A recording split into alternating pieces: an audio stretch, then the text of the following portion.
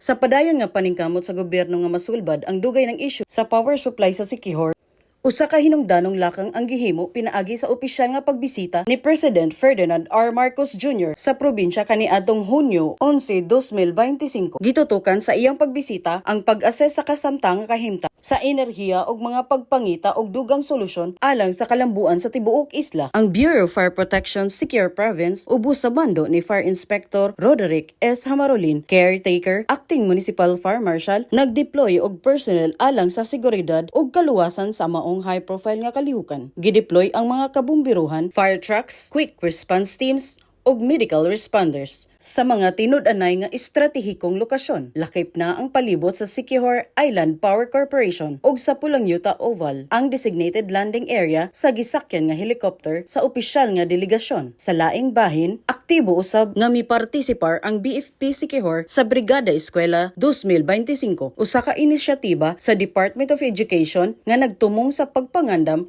sa mga eskwelahan alang sa pag-abli sa school year 2025 hangtod 2026. Gikan sa pagtabang sa clean-up drive, minor repairs, hangtod sa fire safety inspection sa mga classrooms.